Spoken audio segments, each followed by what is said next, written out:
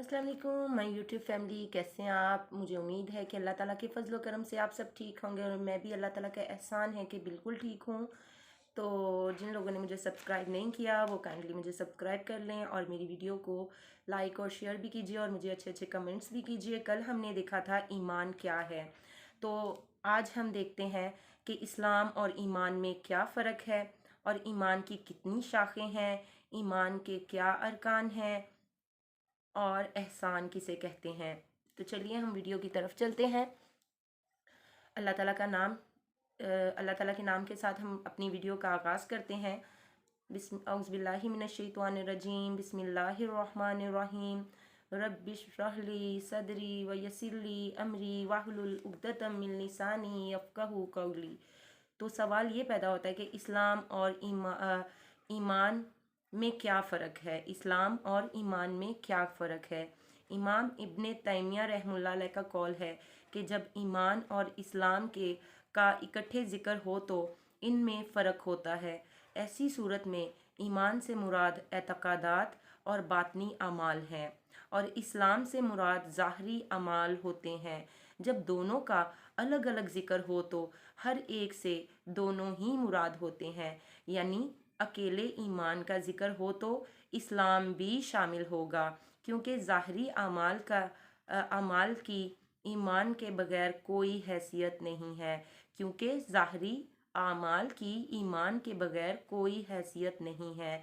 जब अकेले इस्लाम का ज़िक्र हो तो इसमें ईमान भी शामिल होगा, क्योंकि ईमान के बगैर अमल बेकार हैं। ये मजमू अल फतावा इब्ने तैमिया में 13 नंबर पर ये आपको मिल जाएगी। दर हकीकत ईमान और इस्लाम दोनों एक दूसरे के साथ ऐसे ही लाजमो मखजूम है जैसे दरख्त का ज़ाहरी हिस्सा अपनी जड़ से या बदन अपनी रूह से लाजिमो मलजूम होता है। तो ये आपने अच्छी तरह से समझ लिया होगा कि इस्लाम और ईमान में क्या फ़र्क है। और अब देखते हैं कि ईमान की कितनी शाखें हैं। तो सैयदना अबू हरारा रज़ी अल्लाह ताला अन्हु से रवायत है, उन्होंने कहा कि नबी करीम सल्लल्लाहु अलैहि वसल्लम ने फरमाया, ईमान की 60 से कुछ ऊपर शाखें हैं और हया भी ईमान की शाख है। ये बुखारी में 9 नंबर हदीस आपको मिल जाएगी। 9 नंबर हदीस में यह रिवायत आपको मिल जाएगी। ईमान के लिए अरकान क्या है, ईमान के क्या अरकान है। अरकान रुकन की जमा है। अरकान रुकन की जमा है जो किसी चीज़ का ऐसा अहम जुज़ो जुज़ो होता है जिसके बगैर वो चीज़ मुकम्मल नहीं हो सकती। ईमान का अगर एक रुकन साकत हो जाए तो इंसान मोमन नहीं रहता, ख्वाह ईमान कितने ही दावे करे। ख्वाह वो ईमान के कितने ही दावे करें, इंसान मोमन नहीं रहता। अगर एक रुकन भी साकत हो जाए तो इंसान मोमिन नहीं रहता, ख्वाह ईमान के कितने ही दावे करे। ईमान अपने तमाम अरकान के ज़रिए ही मुकम्मल हो सकता है और ईमान के 6 अरकान हैं। तो चलिए हम देखते हैं कि ईमान के 6 अरकान कौन से हैं। पहला, अल्लाह ताला पर ईमान। दूसरा, फरिश्तों पर ईमान। तीसरा, रसूलुल्लाह सल्लल्लाहु अलैहि वसल्लम पर ईमान। चौथा, आसमानी किताबों पर ईमान। पांचवा, यौम आखरत पर ईमान। और छठा, अच्छी बुरी तकदीर पर ईमान लाना। ये हमारे ईमान के 6 अरकान हैं जो कि हमारे लिए बहुत ज़रूरी हैं कि हम इस पे जो है अच्छी तरह अपने आप को इनके लिए तैयार करें और ये जो है अल्लाह ताला पर पूरा ईमान रखें, फ़रिश्तों पर ईमान रखें, रसूलुल्लाह सल्लल्लाहु अलैहि वसल्लम पर ईमान रखें, आसमानी किताबों पर ईमान रखें, यौम आखिरत पर ईमान रखें और अच्छी बुरी तकदीर पर ईमान रखें कि अल्लाह ताला जो भी करता है वो सही करता है और जो भी होगा अल्लाह ताला ने उसमें हमारे लिए बेहतरी ही लिखी होगी। तो आगे देखते हैं कि एहसान किसे कहते हैं। एहसान अबूदियत की मनाजिल में से अफजल है, क्योंकि वो ईमान का लबो लबाब, इसकी रूह और इसका कमाल है। ये नज़रतुल नईम में आपको मिल जाएगी 72 पर। اور فیروز آبادی کہتے ہیں کہ دو وجوہات سے احسان کا لفظ استعمال ہوتا ہے. کیا کہتے ہیں؟ دو وجوہات سے احسان کا لفظ استعمال ہوتا ہے.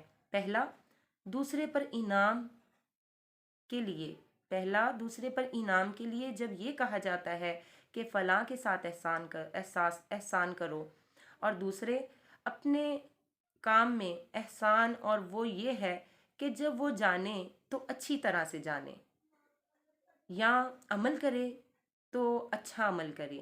یہ بھی آپ کو نظرۃ النعیم میں 68 پر آپ کو یہ روایت مل جائے گی. اور حدیث جبرائیل میں ہے، بخاری کی 50ویں حدیث ہے یہ. حدیث جبرائیل میں رسول اللہ صلی اللہ علیہ وسلم نے احسان کی تعریف کی ہے کہ تم اللہ تعالیٰ کی عبادت اس طرح کرو گویا کہ تم اس کو دیکھ رہے ہو. اگر یہ درجہ حاصل نہ ہو تو پھر یہ تم سمجھو کہ وہ تم کو دیکھ رہا ہے. یعنی ہم عبادت ایسے کریں، ہم نماز ایسے پڑھیں، ہم جو بھی کرتے ہیں اللہ تعالیٰ کے لیے ایسے کام کریں کہ گویا کہ ہم اللہ تعالیٰ کو دیکھ رہے ہیں. اگر ہم اس درجے تک نہیں پہنچ رہے کہ ہم یہ محسوس کریں کہ ہم اللہ تعالیٰ کو دیکھ رہے ہیں، تو یہ سمجھیں کہ اللہ تعالیٰ آپ کو دیکھ رہا ہے. تو پھر انسان کے جو بھی اعمال ہوں گے اس میں اور پختگی ہو جائے گی. اس کے مطابق اس کے دو درجے ہیں. ایک اعلیٰ درجہ ہے مشاہدہ، یعنی انسان دل کی حاضری کے ساتھ اللہ تعالیٰ کی عبادت کرے گویا کہ وہ اللہ تعالیٰ کو دیکھ رہا ہے. ایسی عبادت ہونی چاہیے کہ مجھے لگے کہ میرے سامنے جو ہے، میں جو ہوں اللہ تعالیٰ کے سامنے کھڑی ہوں، میرے سامنے اللہ تعالیٰ ہے، میں اس کو دیکھ سکتی ہوں. اور دوسرا درجہ ہے مراقبہ، اور یہ اس سے مراد یہ ہے کہ بندہ اس یقین کے ساتھ عمل کرے کہ اگر میں اللہ تعالیٰ کو نہیں دیکھ رہا تو اللہ تعالیٰ مجھے دیکھ رہا ہے. تو اس طرح ہمارا جو ایمان ہے اور ہماری عبادت جو ہے وہ اور ہمارے لیے خشوع و خضوع والی ہو جاتی ہے جب ہم ایک چیز کا پکے دل کے ساتھ ارادہ کر لیتے ہیں کہ یا تو اللہ تعالیٰ ہمیں دیکھ رہا ہے، نہیں تو ہم اللہ تعالیٰ کو دیکھ رہے ہیں. تو یہ دونوں درجات جو ہیں انشاءاللہ ہم اپنے اندر لانے کی پوری کوشش کریں گے. اور یہ تھا آج کا ہمارا ٹاپک کہ جو ہم نے آج بات کی ہے کہ اسلام اور ایمان میں کیا فرق ہے، تو یہ بھی آپ کو آج پتہ چل گیا. اور ایمان کی کتنی شاخیں ہیں یہ بھی آپ کو پتہ چل گئی کہ ایمان کی 6 جو ہے ایمان کی جو شاخیں ہیں وہ بھی آپ کو پتہ چل گئی کہ ایمان کی 60 سے کچھ اوپر شاخیں ہیں، اور حیا بھی ایک ایمان کی شاخ ہے. اور آگے ہم نے دیکھ لیے کہ ایمان کے ارکان کیا ہیں، تو یہ بھی ہم نے دیکھ لیے کہ کیا ہے. اور ایمان کے 6 ارکان ہیں وہ بھی الحمدللہ ہمیں آج پتہ چل گئے ہیں. اور احسان کسے کہتے ہیں تو یہ بھی ہم نے دیکھ لیا ہے کہ احسان کیا ہوتا ہے اور احسان کسے کہتے ہیں. تو اسی کے ساتھ آج کا جو تھا بس اتنا ہی.